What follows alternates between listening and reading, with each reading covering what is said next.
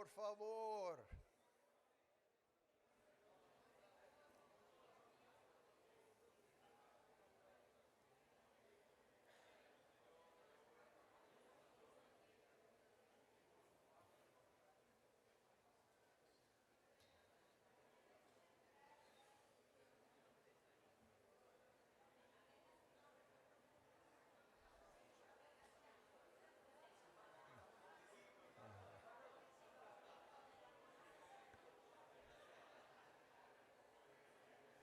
Muy bien.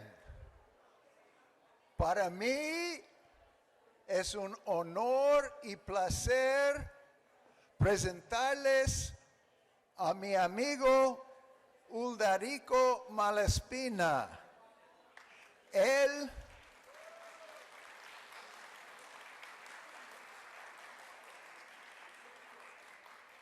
Él es doctor en ciencias y profesor emérito del Departamento Académico de Ciencias de la Pontificia Universidad Católica del Perú, PUCPE.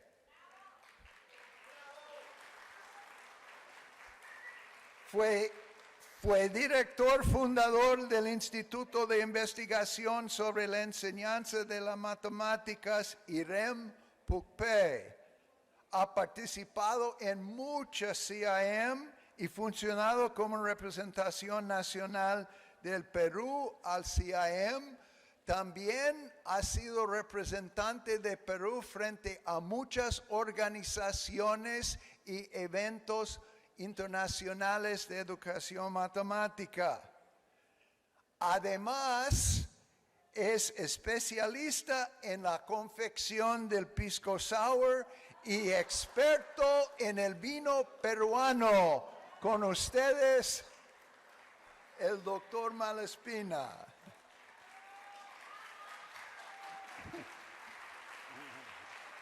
Bueno, gracias. Muchas gracias, mi querido Patrick. Muchas gracias. Bueno.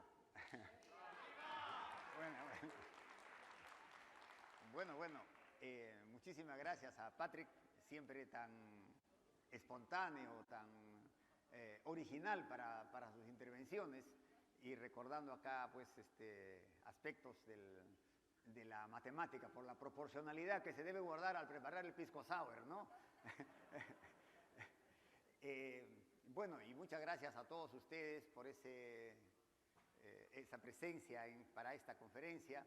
Y yo muy complacido de volver a dar una conferencia plenaria, presencial, después de todo lo que nos ha traído la pandemia, y evidentemente a disfrutar de la presencialidad, ¿no? Que es tan agradable encontrarnos, reencontrarnos, abrazarnos, conversar, cosa que es difícil o es muy diferente hacerlo a través de una pantalla, ¿no? Bueno, el tiempo es breve, así que voy a entrar en el tema. Y yo, como muchos de ustedes saben, tengo algunos problemas de la vista, así que voy a ver si logro leer bien acá. Ya me apartaré de esto, pero si no, me acercaré acá a la laptop, ¿no? Bueno, el tema es matemáticas y realidad en la formación de docentes. Directamente, vamos a ver, más o menos el contenido es una introducción en donde hablaré de algunos aspectos de la realidad y cómo la matemática está ahí presente, la realidad y los modelos matemáticos, la modelización matemática, una pincelada sobre esto porque está muy vinculado, y la educación matemática, qué en esto, y la formación de profesores, cómo va en todo esto, ¿no? Llegaré al tema que ustedes conocen que es mi pasión, el de la creación de problemas, y hablaré de estrategias y fases. Todo esto vinculado con lo anterior, naturalmente. Algunas recomendaciones, bueno, la creación de problemas y su vinculación con la modelización matemática, y algunas recomendaciones, a ver si se pasa eso un poco rápidamente para las sesiones de creación de problemas. Una experiencia didáctica con docentes en servicio sobre justamente creación de problemas que va muy de la mano con aspectos de la modelización matemática, que será interesante, ¿no? Y bueno, las consideraciones finales. La ventaja es que hay un artículo sobre esta misma conferencia que se puede leer y naturalmente ampliar las cosas que se puedan decir acá un poco aceleradamente por el tiempo, que Patrick es muy amable, muy amigo, pero me va a cortar el tiempo de todas maneras en el momento que sea, ¿no? A ver, yo también quería poner el tiempo por acá, ahora no usamos reloj, pero ya usamos cronómetro. Muy bien, vamos a ver, entonces, como introducción, algunos aspectos de la realidad. Nuestra realidad está muy marcada por el avance tecnológico, es la llamada sociedad del conocimiento y la información. La inteligencia artificial está cada vez más presente en nuestras vidas. Sin embargo, y ahora con mayor razón, después de todo este cariñoso recuerdo a Ubiratán, no podemos dejar de mencionar que existe una gran brecha social, una gran brecha digital, que eso es parte muchas veces que no se ve solamente la otra esquina, y no se ve la esquina de acá, ¿no? ¿Cómo es? A ver, esta, ¿no es cierto? La gran brecha digital, la pobreza. Hay pobreza en nuestros países, con mayor razón. En el mundo hay pobreza. Hay también dificultades para la llegada de la señal digital. Nosotros hemos tenido esos problemas muy bien. Aprendemos en pandemia a través de la Internet, sin embargo no había la señal. Bueno, una serie de problemas. Y claro, todo este proceso de industrialización y de avance tecnológico, etcétera, trae también nuevos problemas como este calentamiento global. Todo esto no hace sino intensificar también algo que muchas veces no somos tan conscientes, y es el grado de incertidumbre en la que vivimos en nuestros países, en nuestra vida. Cotidianamente el asunto es mucho más. La incertidumbre está mucho más presente que el determinismo, creo yo, ¿no? En fin, tomamos un taxi y decimos, vamos, me lleve a la Universidad de Lima, y no sabemos exactamente si va a llegar, y si va a llegar a la hora. Y entonces, por llegar a la hora, o llegamos muy temprano o llegamos tarde, y con mucha suerte, con puntualidad. Bueno, esta es parte de la realidad, naturalmente. Y la matemática, por supuesto que hace aportes a este desarrollo tecnológico y nuevas formas de examinar la realidad. Y tenemos que ponerle más atención entonces a la estadística matemática, a la teoría de la probabilidad, a los sistemas dinámicos, a la optimización y algunos otros campos, muchos seguramente, pero que van a aportar y están aportando a todo este mundo de avance tecnológico que muchas veces solamente miramos el resultado. Sin embargo, también recibe aportes. Y esta es la relación de ida y vuelta entre matemática y realidad. Es importantísimo porque, por ejemplo, con la inteligencia artificial o con el machine learning o el aprendizaje automático que le llaman, o el deep learning, el aprendizaje profundo, esto abre nuevas formas de investigar en matemática. Permite, por ejemplo, encontrar patrones y hacer conjeturas cuando hay mucha información. Entonces facilita para avanzar y hacer nuevas investigaciones justamente en matemáticas. Hay inclusive nuevos teoremas que van saliendo a partir de toda esta interrelación con la inteligencia artificial, ¿no? Bueno, entre realidad y matemáticas podemos partir del principio de que esa estrecha relación entre realidad y matemáticas está en la base del avance de las matemáticas, pero no solo de las matemáticas, sino de la ciencia y de la tecnología, desde tiempos remotos, desde siempre. Una mirada inicial nos hace ver que esta interrelación, si tenemos por aquí la realidad, hay problemas concretos en la vida cotidiana, hay una búsqueda de explicaciones a esos problemas concretos, hay la necesidad también de predecir sucesos, hay búsqueda de formas óptimas de atender necesidades. Esto es esencial para el avance de la tecnología, la búsqueda de formas óptimas, desde los primeros teléfonos celulares que eran grandazos, hasta formas óptimas que ya están seguramente, pues como todos conocemos, ¿verdad? Y toda la capacidad que va teniendo por la búsqueda de optimizar este tipo de comunicación. Ante esto, la la observación reflexiva de esta realidad, las soluciones que se dan a los casos particulares, el descubrimiento de patrones, la abstracción y la creatividad y muchas otras observaciones que seguramente se dan, nos llevan a los modelos matemáticos. Sin embargo, podemos dar una mirada un poco más general. Desde el problema que hay en la realidad, por abstracción se pasa al modelo y solución del problema. Sin embargo, acá es interesante esto, la matemática tiene su propia dinámica y esa propia dinámica nos lleva a nuevos modelos. Y ya quizás sin importar que provino de un problema de la realidad. Y aquí hay cantidades de cosas que quizás están desconectadas de la realidad, pero se van a conectar, porque van a haber aplicaciones, porque la realidad también es cambiante, y hay nuevas aplicaciones a nuevos problemas de la realidad. Sin embargo, ¿qué ocurre? Que de pronto ya lo que tenemos es insuficiente para atender esos problemas. Y volvemos a problemas de la realidad y seguimos entonces todo este ciclo que es lo que anima el avance tecnológico y el avance científico y el avance de la matemática misma, ¿no es cierto? Tenemos entonces lo que podríamos llamar el mundo de la realidad y el mundo de la matemática, que adrede estoy pintando con letras azules lo de la matemática y con letras rojas lo de la realidad, por algo que voy a ver un poco rápidamente como ilustración. Podemos poner acá en el mundo de la realidad un pastor primitivo que desea saber si regresó a su vivienda con todas las ovejas que llevó a pastar. Y entonces es la idea conocida de establece correspondencias biunívocas en el mundo matemático, digamos así, con las piedrecitas que puede llevar por cada oveja que lleve. Sin embargo, ya hay problemas con cantidades grandes y el uso de objetos concretos y hacer representaciones simbólicas. No solo el campesino, además pasan muchos años, ¿verdad? Hay problemas con la cantidad de símbolos y entonces, ¿qué aparecen? Los sistemas de numeración. Y estamos en el mundo de la matemática, ¿correcto? De los sistemas de numeración se resuelven otros problemas de la realidad con agregados, intercambios, etc. Aparecen las operaciones básicas, los algoritmos o los problemas con las operaciones ahora, la teoría de números, las ecuaciones, las estructuras algebraicas, todo esto ya va avanzando en el mundo de la matemática. Y se llega pues a aplicaciones en la computación e informática, con cadenas de ceros y unos, a la criptografía, ¿verdad? Hay problemas ya de seguridad con la criptografía también, con las encriptaciones. Aparecen entonces nuevos algoritmos en el mundo de la abstracción y de la matemática.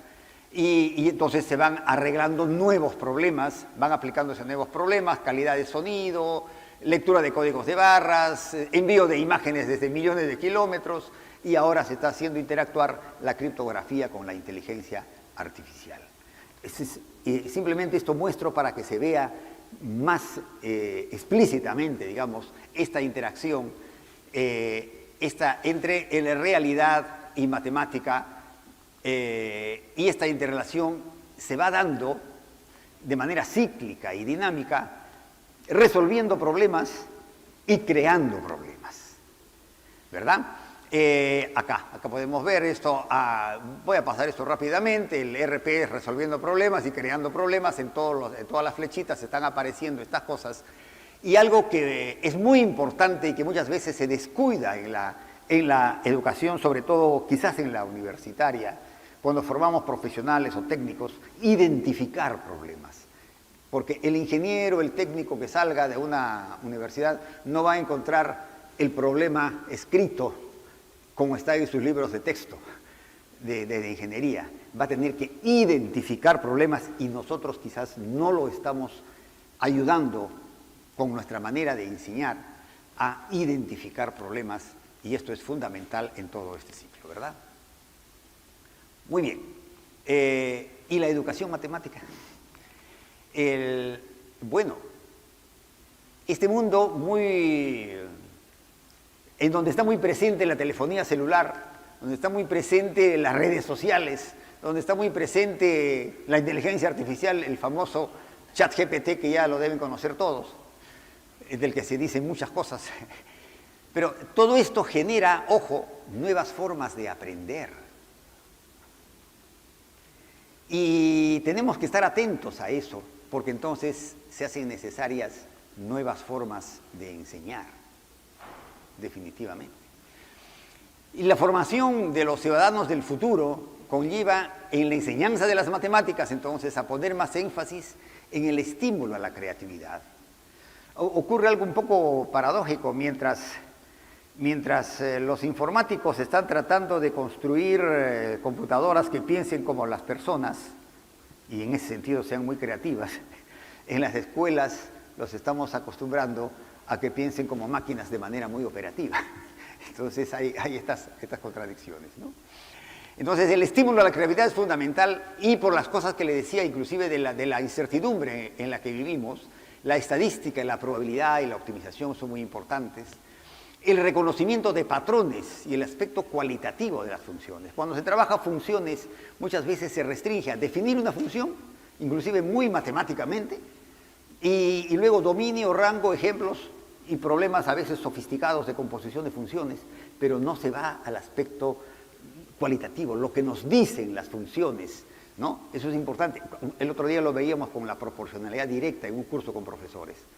Proporcionalidad directa, pero cuando se veía que f de kx igual kf de x. ¿Pero qué quiere decir eso? Bueno, la gente no entendía qué cosa quería decir eso, y esa era la proporcionalidad directa, ¿no? Bueno, hay cosas así interesantes que se van descubriendo conforme uno va trabajando. Bueno, las conjeturas y demostraciones en general, pero usando software matemático. El software matemático muchas veces se utiliza, realmente se subutiliza. ¿Por qué? Porque se le reduce a resolver las ecuaciones complicadas que tenemos o hacer las gráficas complicadas que tenemos. Pero no los usamos para conjeturas y para demostraciones, cosa que es posible, factible, más retador naturalmente, pero que es una herramienta poderosa para eso, ¿no? Muy bien, tengamos muy presente que los que estamos en este mundo de la educación matemática, ya sea en la investigación o en la docencia, tenemos el reto permanente de involucrar a nuestros estudiantes en un aprendizaje acorde con sus motivaciones.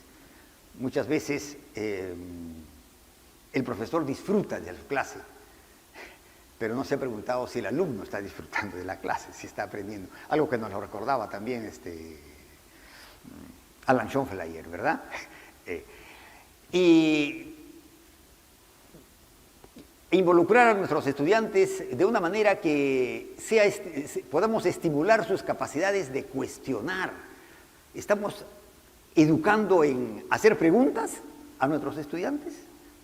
¿O pretendemos que nos pregunten solamente cosas que ya sabemos cómo se responden, pero no? O si nos preguntan demasiado complicado, dicen, no, eso no es materia de esta cosa, ¿no? Bueno, en fin, a indagar. La indagación, por ejemplo, está muy presente, en particular en nuestro currículum peruano de educación básica, en las ciencias naturales. Hay que indagar, la indagación. Pero en matemáticas no está presente. Y se puede indagar en matemáticas. Hay indagación en matemáticas, ¿no? Eso es esencial. Acá está Michel, y Michel escribió un libro muy interesante sobre el aprendizaje de las matemáticas basado en la indagación. Es sumamente interesante. Un estudiante de la maestría hizo una tesis sobre esto precisamente. Intuir, conjeturar, demostrar, crear, autoaprender. Esto es fundamental, que estimulemos a nuestros estudiantes a autoaprender, no que aprendan solamente cuando el profesor les dice esto es así, sino que sepan cómo desarrollar y avanzar un poco más allá ¿no? Y esto, bueno, lo voy adelantando un poquito, pero esto resulta muy importante cuando se crean problemas. Cuando el estudiante aprende a crear sus propios problemas, está avanzando en este autoaprendizaje. Acá, por eso menciono ahí el identificar, crear y resolver problemas. Bueno, vamos a avanzar. Y la formación de profesores, porque el título de la charla decía eso también, ¿no? Y la formación de profesores, ¿cómo va? Lo dicho anteriormente, requiere una adecuada formación inicial y continua de los docentes. Y un campo ideal para formar profesores que tengan la capacidad de inducir a sus estudiantes a observar y aprender, disfrutando de esta estrecha relación entre las matemáticas y la realidad, es con la modelización matemática. Entendida, como un proceso de creación de un modelo matemático a partir de una situación real y como actividad que implica, me gusta mucho esta expresión que le he destacado en negrito, una transición de ida y vuelta entre la realidad y las matemáticas. Esto está en un libro de Borromeo que es excelente, es sobre modelización matemática y cómo enseñarla, ¿no? Pero tenemos otras referencias. Bonotto, por ejemplo, nos dice que una introducción temprana en las escuelas de las ideas fundamentales sobre modelización no solo es posible, sino también deseable, incluso en la escuela primaria. Por su parte, Lesch y Doer, ya en el 2003, nos dicen que actividades provocadoras de modelización deberían empezar en el jardín infantil. Tremendo reto, ¿verdad? Sin embargo, ante todo esto, en la formación de profesores, ya sea en la formación inicial o en la formación continua, no se provee las bases adecuadas para la modelización matemática. No se pone el suficiente énfasis en la modelización. Se simplifica o se restringe demasiado a modelos lineales, que no hay solamente modelos lineales. Suele tomarse de manera aislada en la formación general. Bueno, y ante esto, ¿qué podemos hacer? ¿No? Tenemos unas demandas, por una parte, fuertes en el tipo de sociedad en el que vivimos y una formación de profesores que no parece la más adecuada para satisfacer esa demanda. Mi propuesta es iniciar a los docentes y futuros docentes en los procesos de creación de modelos matemáticos. Claro, pero ¿cómo? Mediante la creación de problemas, a partir de situaciones dadas, reales o muy cercanas a la realidad. Creación de problemas como actividades motivadoras y creativas que estimulen la intuición y pongan énfasis en la indagación, en las conjeturas, los supuestos y la formalización en estrecha relación con la resolución de problemas. Ayer, cuando exponía tan brillantemente Alan Schoffel, yo veía que en el fondo estaba también induciendo a la creación de problemas. Cuando hablaba de explícame cuál es el 10. Bueno, estaba modificando un problema, lo estaba haciendo un poquito más retador. Realmente estaba haciendo un problema, una variación, una creación de problemas, ¿no? Bueno, English sostiene que a pesar de que la creación de problemas ocurre de manera natural en la vida cotidiana, no recibe la debida atención en las aulas. Añade que los niños desarrollan procesos de creación de problemas cuando ellos participan activamente en situaciones problemáticas que los involucran en la exploración, el cuestionamiento, la construcción y el refinamiento de ideas y relaciones matemáticas. Considero entonces que la modelización matemática es el camino y partir de la creación de problemas con sesiones en las que los profesores verifiquen por ellos mismos la importancia de estos procesos en lo matemático y en lo didáctico. Nuestras experiencias con cursos que hemos estado dando a profesores, sobre todo en tiempo de pandemia, y lo hemos hecho así virtualmente, y hemos podido llegar a muchos lugares que presencialmente no hubiéramos podido, nos dicen que esto es perfectamente posible y efectivo con los profesores, ¿no? Entonces, nos detenemos un poquito en esto de la creación de problemas y les comento un poco en el enfoque que yo tengo sobre la creación de problemas, cuáles son las estrategias y las fases en la creación de problemas. Hay dos estrategias fundamentales, que es por variación, cuando se obtiene un problema modificando un problema dado. Pero hay otra manera, por elaboración, cuando se obtiene un problema sin partir de un problema.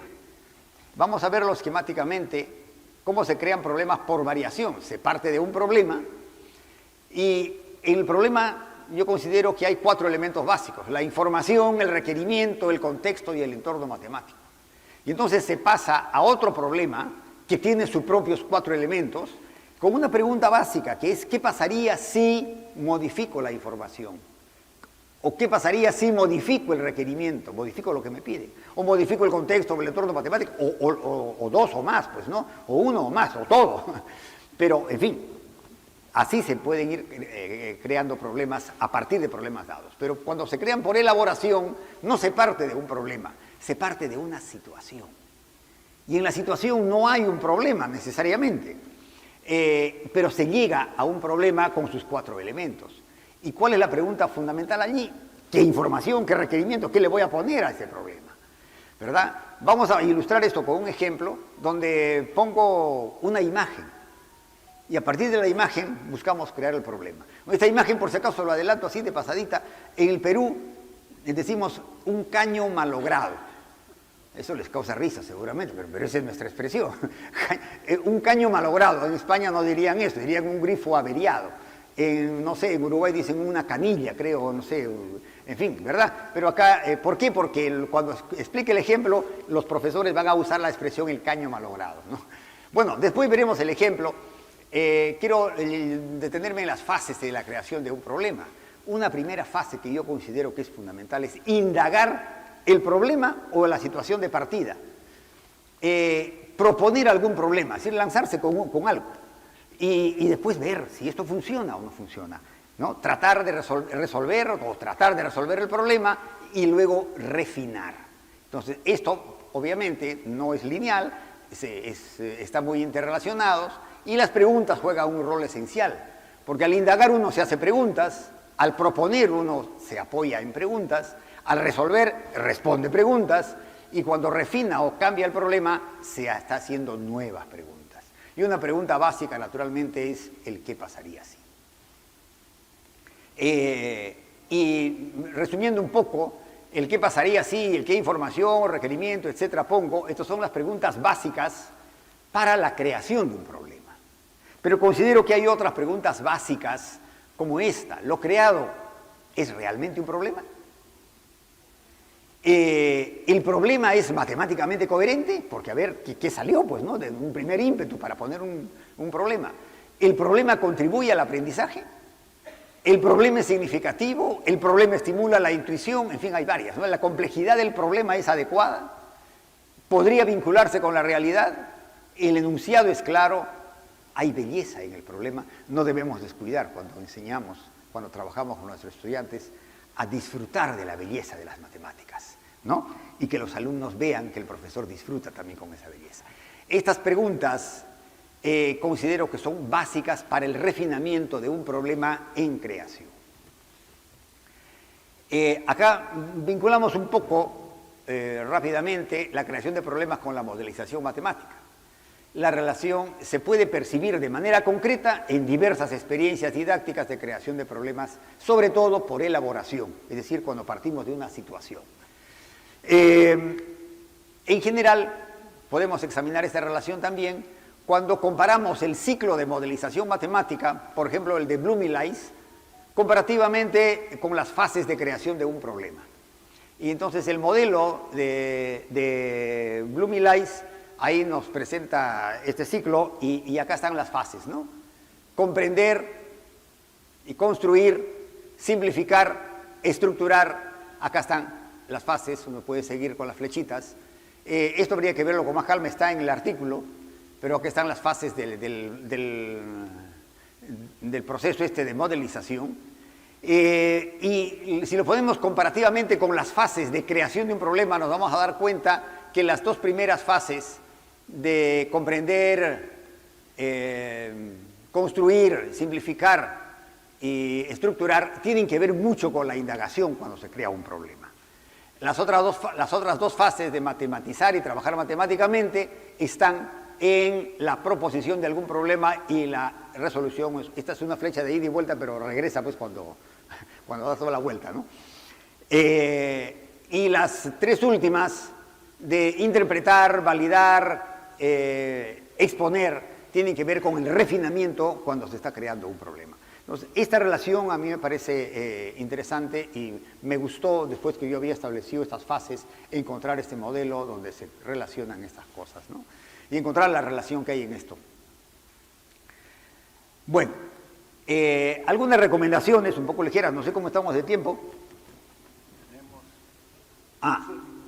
Todavía hay un poco de tiempo, ¿no? Algunas recomendaciones. Una cosa importante es seleccionar cuidadosamente el problema inicial o la situación inicial a partir del cual se va a crear un problema, ¿no? ese problema inicial o situación inicial debe contribuir no solo a un enriquecimiento matemático, sino también a reflexionar la realidad. Lamentablemente no hubo ocasión de conversar con Ubi estas cosas con Ubiratán, pero seguramente que hubiera estado totalmente de acuerdo con esto, porque lo importante es tener ocasiones para reflexionar nuestra realidad y no tomar simplemente un pretexto, darle forma de real a algo para pasar exclusivamente a lo matemático, ¿no?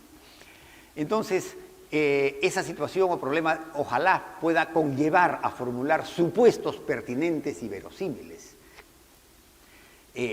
Esto en la creación de problemas es fundamental y resulta esencial en la modelización, evidentemente, ¿no? Bueno, si se pueden ver diversos casos, mucho mejor. Y los problemas abiertos ayudan mucho a esto. Esto es interesante, la palabrita es simpática, cuidar que los problemas o situaciones tengan autenticidad. Y en nuestro auxilio viene el Palm, ya en el 2008, que decía, la autenticidad se refiere a que estimulen una pregunta significativa, asociada con un evento plausible, contribuyendo a que los estudiantes se sientan más motivados y pongan atención a la situación mientras desarrollan la matemática, ¿no? ¿Qué pasó? Mientras desarrollan soluciones matemáticas. O sea, y en ese sentido, evitar pues que las situaciones o problemas sean también forzadamente realistas. Aquí, lo pondré muy rápidamente, encontré en un libro este problema de un delfín que toma impulso y salta por encima de la superficie de un estanque siguiendo una función. Y y igual menos x cuadrado, no es cierto. Y pues le piden varias cosas. Entonces, ya es un problema de la realidad, ¿no? Y yo se lo puse a un estudiante de cuarto de secundaria y se puso a hacer la gráfica de la parábola y todo. Oye, pero ¿y el delfín? No, ese era un delfín matemático, me dijo. Pero, bueno, no, entonces hay que cuidarse de no forzar las cosas y decir, bueno, si no, yo hago problemas contextualizados con la realidad, ¿no es cierto? En fin, nosotros algunas situaciones que hemos trabajado con los profesores, por ejemplo, las lluvias que tuvimos muy fuertes en el Perú, sobre todo en el norte, inundaciones y cantidades. Construimos un problema que no pretendo que lo lean completamente, pero era simplemente calcular la cantidad de agua que había caído a un jardín, pero teniendo como referencia la cantidad de agua que había caído en una jarra cilíndrica que estaba al lado del jardín. Entonces, ahí es un tema de proporcionalidad, pero que lo lleva a pensar en cómo se puede se puede medir la cantidad de agua a partir de la botella a lo que cae en el jardín. Eso es un principio del pluviómetro, ¿no? Pero en fin, no entramos en todos los detalles, pero con esta motivación y con estas reflexiones sobre la cantidad de agua que ha podido caer en determinado lugar, se avanza interesante. Otra experiencia bonita que no la hicimos nosotros, pero que nos la contó un profesor en un taller, es la pregunta que le hizo un estudiante que se había enterado, algo de lo que el profesor no se había enterado, y cuando el profesor nos lo contó, nosotros tampoco nos habíamos enterado, de que un asteroide había caído contra la Luna en marzo de este año. Y entonces el estudiante le encontró esa noticia, creo que por sus redes sociales, ¿no? Y le preguntó cuánto daño había hecho ese asteroide a la Luna. Bueno, el profesor se puso a investigar y trabajó con otros profesores de ciencias naturales y trabajaron con ese motivo cantidad de movimiento. Pero la motivación resulta interesante, ¿no?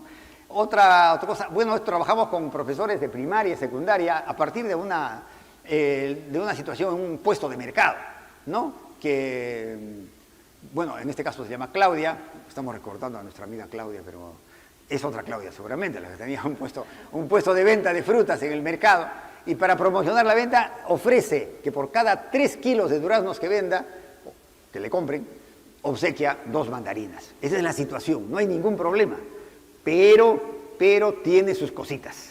Y entonces hay cantidad de cosas, la aplicación de la regla de 3 simple, por ejemplo, ahí comienza a zapatear. Pero bueno, al trabajar con niños, hay que trabajar con juegos, evidentemente. El mundo de los juegos ofrece situaciones de autenticidad. ¿Por qué de autenticidad? porque son parte muy cercana de su realidad, de sus motivaciones. El juego es parte de su vida, de sus motivaciones. Entonces juguemos y aprendamos mientras jugamos y jugamos mientras aprendemos, ¿no? Los juegos estimulan emociones positivas para el aprendizaje, que muchas veces nos olvidamos. Generar emociones positivas para facilitar el aprendizaje. Más bien generamos muchas veces, sin darnos cuenta, emociones negativas, y entonces no favorecen el aprendizaje. Favorecen experiencias de creación de problemas y de juegos, las experiencias que se van haciendo. Por ejemplo, tenemos una que desarrollé con unos alumnos de quinto de primaria, con un material que ahí está explicado, colores y tamaños cuidadosamente escogidos. Se les pidió que primero hagan un juego libre, luego que ellos mismos, los niños, en grupos, crearan actividades, formularan preguntas y luego crearan problemas relacionados con lo que habían hecho, pero relacionados con triángulos. Hicieron cosas muy interesantes. Todo eso está explicado en un artículo que ha sido publicado en la revista EDMA, y ahí están las referencias que también están en el artículo sobre esta conferencia acá en CIAIM, ¿no? Con el nivel universitario también. Dense cuenta que a partir de situaciones de compra-venta de abarrotes, se llegó a la formulación de funciones discontinuas en una y dos variables. Y no solo las funciones discontinuas típicas del x cuadrado más y cuadrado, o x cuadrado y cuadrado sobre x cuadrado más y cuadrado, qué sé yo, ¿no? Que son discontinuas en el cero y es la típica. No, se ven funciones discontinuas interesantes y todo eso lo presentamos en un CERME, en el CERME que fue en Holanda en el 2019, ¿no? Y hubo bastante discusión a partir de eso. Bueno, y acá voy a la experiencia que fue trabajada con profesores de secundaria, y lo interesante es que se nos ocurrió hacer esta experiencia antes de hablarles sobre creación de problemas, sobre variación, elaboración y las fases. No hablamos nada de eso con los profesores y les dijimos, a ver, tenemos esta situación. Algunas preguntas y consideraciones. ¿Podemos crear algunos problemas a partir de esta situación? Entonces, claro, comenzaron a decir, bueno, podemos calcular la cantidad de agua que se desperdicia, el costo extra que se genera, pero ¿cómo hacerlo? Bueno, hay que hacer algunas consideraciones. Tiempo en el goteo, tiempo en el que se llena una taza, habría que decir más o menos, por ejemplo. El desperdicio en un día, otro decía, no, pero los residuos vienen por mes, hay que hacer el desperdicio de un mes. Pero con esa pequeña discusión ya sale un problema tentativo. Acuérdense de las fases mientras voy diciendo esto. Calcular la cantidad de agua que se desperdicia en un mes por el goteo de agua en un caño. Dense cuenta que es un problema tentativo, pero recontra tentativo, ¿no? Porque no se puede resolver ese problema. No, así como está, no se puede resolver ese problema, ¿no? Entonces, ellos mismos se dan cuenta que no pueden resolverlo. Falta considerar una referencia. Considerar que en 3 horas se llena una taza. Ah, ya, bueno, está bien. Que la taza, bueno, ¿qué taza? Pues la taza chiquita o la taza en la que toma el desayuno Patrick, no sé, no es cierto. O en la que toma su chop de cerveza, ¿no? Bueno, ¿qué taza consideramos? Aparece un problema tentativo 2, haciendo algunas precisiones. Entonces ya, si es que se desperdicia en un mes por el goteo de agua de un caño, sabiendo que en 3 horas se llena una taza de 240 mililitros por ese goteo. Ah, y hay una referencia más exacta. Sin embargo, un profesor, y ahí estaban profesores de primaria y secundaria en ese grupo, un profesor dice, no, este problema está mejor. Si cada 3 horas se llena 240 mililitros de agua en un balde, encontrar la función que modela la situación. Bueno, pero entonces surgió la pregunta, ¿qué cosa es eso de modela la situación? Pero dice, la expresión se usa. ¿Pero la entienden los alumnos? Estoy poniendo resúmenes y algunas preguntas así significativas, porque esto no se hizo en el tiempo que lo estoy haciendo yo, ¿no? Eso demoró mucho más tiempo. Entonces, hay que especificar las variables que intervendrán en la función. Sí, claro, el tiempo y el agua. Bueno, pero ¿y las unidades de medición? Entonces, sale el problema tentativo 4, después de estas discusiones. Dense cuenta cómo estamos pasando por las fases de creación de un problema sin que le hayamos explicado que tienen que pasar por esas fases. Y las fases son para que oriente, para el profesor que orienta, no para el que le diga, no, ahora sigue esta fase, viene la fase 1, la fase 2, la fase 3. No es eso, es una manera de verlo. Es como muchas veces se trabaja muy esquemáticamente la recomendación de las 4 fases de solución de problemas de Polya, ¿no? ¿Ven? Pero bueno, entonces sale el problema tentativo 4. Ya está lo del coteo, pide encontrar la función que relaciona el tiempo con la cantidad de agua que se acumula en un cilindro. Bueno, después sale el problema 5, donde ya no hay cilindro, ya no es necesario, y dicen simplemente encontrar la función que relaciona el tiempo con la cantidad de agua que se desperdicia, con esa información, ¿no? Y entonces, ¿cuál será la variable independiente? El tiempo, la variable dependiente, ¿qué unidades de medida usaremos? Se llega a horas y mililitros. La pregunta es, ¿buscamos la función f de t igual no sé cuánto, no? Sí, claro. Y comienzan a dar algunos puntos de la función. Y eureka, se vincula con proporcionalidad. Y, otro profesor dijo, sí, es una función lineal. Claro, otro dijo, su gráfica es una recta. Y la pendiente, ¿cuál será? Entonces pronto llegaron a los sistemas de coordenadas y representar algunos puntos que habían dado y llegan a esta recta. Entonces, felicidad. Pero hay algunas preguntas, nuevas indagaciones, nuevos refinamientos. ¿Ya resolvimos el problema? ¿Cuál es la expresión algebraica de la función? Y la gente dice, pero así es una recta de pendiente 80, no parece que está un poquito inclinada, para pendiente 80 debería ser más. Bueno, comenzamos a hablar de escalas y una serie de cosas. O sea, la realidad se presta para cantidad de cosas sumamente interesantes. Ojo, ¿el gráfico dibujado realmente representa la situación? Algo más, ¿es un caso real de continuidad? A ver, lo vamos pensando un poquito, mientras les hago algunos comentarios. Algunos docentes llegaron a explicitar la expresión algebraica de la función, que es la f de t igual a 80t, para t mayor o igual que 0, ¿correcto? Y bueno, acá estaban las explicaciones de las fases, pero que ya lo he estado diciendo, y han quedado algunas indagaciones. Estas preguntas no han sido resueltas. Entonces vayamos a esas preguntas. ¿El gráfico dibujado realmente representa la situación? ¿Es un caso de continuidad? ¿Qué dicen ustedes? ¿Caso de continuidad o no? Claro, pero si es un goteo, el goteo de agua no es un hecho que se dé continuamente, eso sería un chorrito, ¿no? Cada cierto tiempo cae una gota de agua, y entre una gota y la siguiente transcurre un tiempo en el que la cantidad de agua que se desperdicia es constante. ¿Verdad? Entonces, claro, es una indagación y un refinamiento ya más sutil. Entonces hay que hacer algunos supuestos. Por ejemplo, que cada 2 segundos cae una gota de agua. Eso en la realidad habría que observarlo, pues, ¿no? Pero ya que estamos simplemente con el dibujito del caño malogrado, hay que hacer algunos supuestos. Cada 2 segundos cae una gota. Entonces, en la caída de cada gota se desperdician 2 sobre 45 mililitros de agua. Podría ser puesto... Esto se calcula con la proporcionalidad. Si en 3 horas se llenan 240 mililitros, entonces se ve cuánto se llena en 2 segundos. Entonces, por ahí. Bien el asunto. Y entonces, una representación gráfica de lo establecido sería esta. ¿No? Entonces podemos ver que hasta que pase hasta el segundo 2 no se desperdicia nada porque todavía no cae nada. En el segundo 2 cae una gota, entonces hay 2 sobre 45 mililitros de agua. Después se mantiene en esto de desperdicio hasta el segundo 4, en donde cae otra gota y ahora el desperdicio ya es de 4 sobre 45. Y entonces tenemos, ya se pueden dar cuenta, una función mayor entero. ¿Y cuál es su expresión formal? La tenemos así. Es la máximo entero, la mayor entero, ¿no? Hay diversas maneras de llamarla, ¿no? Bueno, tenemos esto. Pero entonces, ¿ahora qué pasa? Las primeras indagaciones nos llevaron a esa función y a esa gráfica. Y las siguientes indagaciones nos llevan a esta función y a esta gráfica. Pregunta. ¿Y cómo están relacionadas F y D?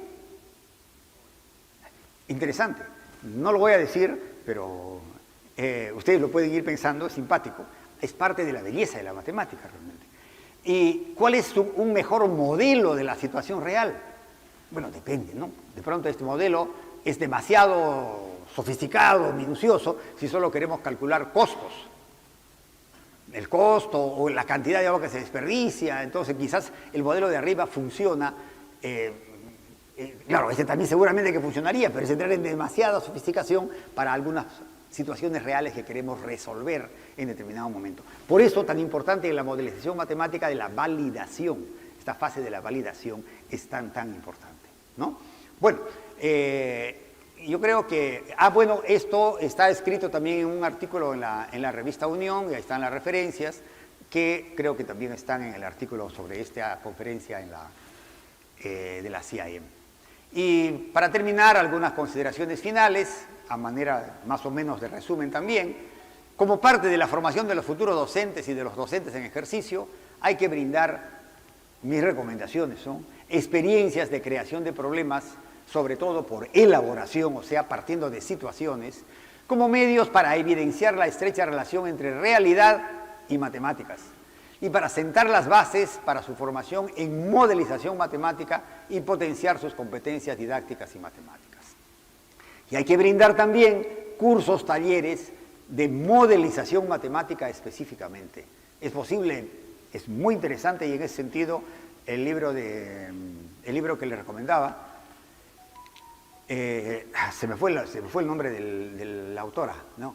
Es un gran reto para docentes e investigadores seleccionar problemas o situaciones, con mucho cuidado, que generen emociones positivas para el aprendizaje, que contribuyan a que los estudiantes desarrollen su pensamiento matemático apoyados en la intuición. No descuidemos la intuición y la lógica que interactúan fundamentalmente, ¿no? Y tengan una mirada crítica y reflexiva de la sociedad en que viven. Esto es esencial. No solamente enseñar matemáticas para que puedan hacer determinados algoritmos, sino que puedan servir de herramienta para criticar y reflexionar sobre su realidad. Como punto 3, enriquecer la formación matemática y la intuición científica de los docentes, tratando temas y analizando situaciones que contribuyen a tener mayores elementos para identificar y resolver problemas de la realidad. En ese sentido, el enfoque STEM o STEAM con H o STEM Plus, como le quieran llamar, es sumamente útil y valioso. Hemos tenido una última experiencia con los profesores en un curso que hemos dado en junio sobre STEM, que es muy interesante. Y es el énfasis que está poniendo las Academias Nacionales de Ciencias con las que estamos nosotros colaborando. Enfatizar el pensamiento probabilístico y estadístico, sobre todo en este mundo de incertidumbre, y en donde la inteligencia artificial en gran medida ha avanzado por manejo estadístico y los famosos grandes datos, la acumulación de gran información, y el pensamiento optimizador que no debe faltar, ¿no? Para los docentes de secundaria, sería muy enriquecedor que se les brinde ocasiones de examinar situaciones problemáticas de la realidad en la que se use conceptos básicos de algunos temas que usualmente no se tratan. Por ejemplo, teoría de juegos. No es necesario meternos a las profundidades de von Neumann, pero hay cosas muy bonitas y muy aplicadas. Teoría de grafos.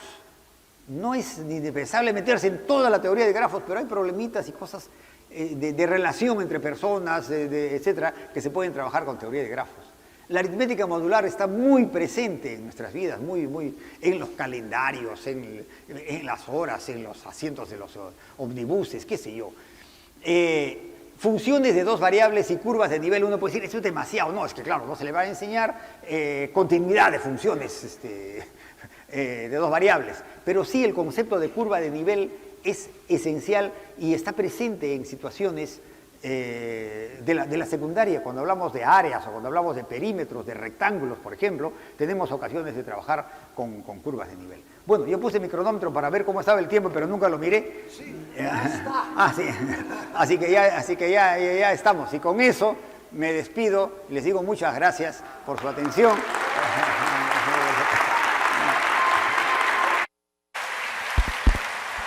Muchas gracias.